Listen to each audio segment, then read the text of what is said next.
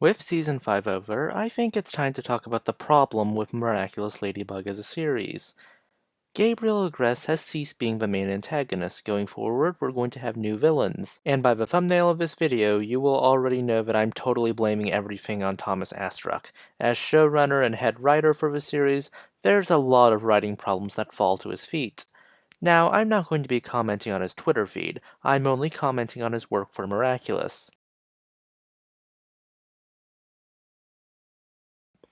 Let's start with the first issue. It's the escalation problem. He has a major issue when writing escalation and plot progression.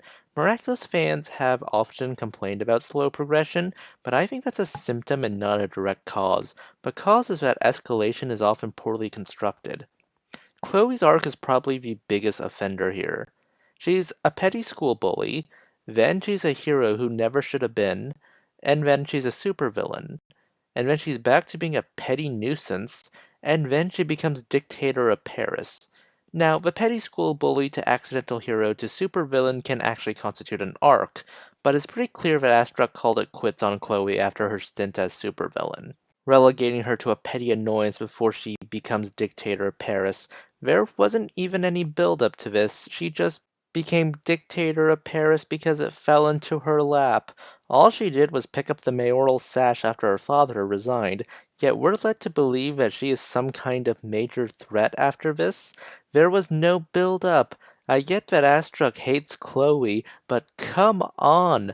If you want to hate someone this much, at least build it up to being a hateable character moment, not a baffling character moment. If anything, the handling of Chloe is just Astruc taking shots in the dark and hoping stuff would stick. The consequences of the shots in the dark method of writing Chloe ends up affecting Marinette and Adrien. Her stint as dictator of Paris leads to her to capture Adrien and Marinette and simply waits out the clock for them to detransform. You're telling me that the person who can't pronounce democratic is the antagonist for the episode where Ladybug and Cat Noir break their time limit on their powers and get unlimited uses for them? Instead of building up a threat which the heroes must overcome to merit this power-up, Astruc just takes a shot in the dark. This feels completely unearned. Another writing quirk he has that's a bit of a problem is perfect doll syndrome for his pet characters. Let's start with Adrien. Adrien has an interesting character premise. He's the image of a perfect boy who is secretly very lonely, and being Cat Noir gives him an outlet for being not a perfect boy and not a lonely boy. And then we have Gabriel, his father, who is Hawk, and he's working on reviving his wife and Adrien's mother, which only adds to potential family drama. The foundation for good conflict and drama is there. The problem is that Astruc treats Adrien like a sheltered doll, which leads Adrien's story to get handed off to another character, Felix. It's Felix who ultimately drives the plot of Miraculous during Season 4 and 5, doing things that you should expect Adrien to have done.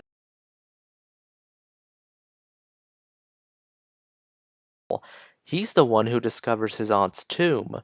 He's the one who reveals to Marinette that he is a sentient monster and so is his cousin.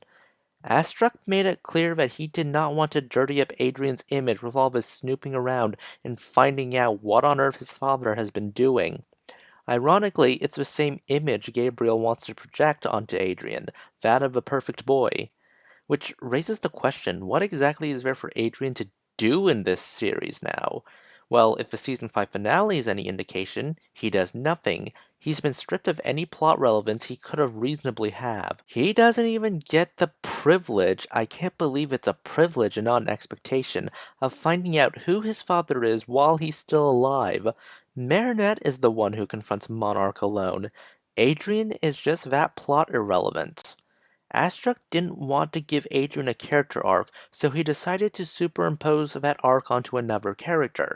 We have Adrien sitting out of his own plot and has basically been reduced to a doll who says lines. And then there's Felix, who ends up claiming way more plot relevancy than a one-shot character ever should have had. Zoe Lee is very much in the same boat. Rather than write an arc for Chloe as a nuanced character, Astruct opts to drain any good traits Chloe once held and then superimposed them onto Zoe. He didn't want to write a character arc, so he proceeds to give the fruit of that arc to someone else. But that doesn't work. All that leaves you is an over-the-top caricature of what could have been an interesting arc, be it a redemption or damnation, and a character who fans resent for being a leech. I don't even like Chloe, but Zoe's even worse because she's not a character more than she's a plot device to remove Chloe from the picture. A big issue that fans also point out is the misplaced sympathies. There's a big difference between having a sympathetic backstory and being a sympathetic person. Besides Gabe, there's the matter of Andre Bourgeois. In Season 4, we learn he was once a simple man who wanted to make movies. Fair enough. But he became a politician because he wanted to impress Audrey, even going so far as to change his name for her. This is a sympathetic backstory, yes, but does Andre ever do anything that is sympathetic as a person? He repeatedly enables Zoe's petty schemes even after Zoe's debut, so basically he hasn't changed since Season 1, essentially. He has little desire in the way of owning up and fixing his mistakes. He goes so far as to denounce his daughter as a selfish and heartless monster, without any reflection as to why she's that heartless. Hey, maybe spending 5 seasons enabling her is a major part of that, in addition to everything before Season 1? And that's not even getting into his bizarre and corrupt schemes we have been shown several times so far. This show tries desperately to act like having a sympathetic backstory is the same as being a sympathetic person, which just isn't the case. Oh, and Andre abandons his wife and Chloe in order to raise Zoe and is treated by the narrative as a great victory. Seriously, man sends Chloe and Andre on a private jet and calls that taking responsibility for his actions. All these flaws do is make the characters unsympathetic, leave plot threads unresolved or resolved in unsatisfying ways, and make plot progression feel at the whim of the writer's mood and not natural.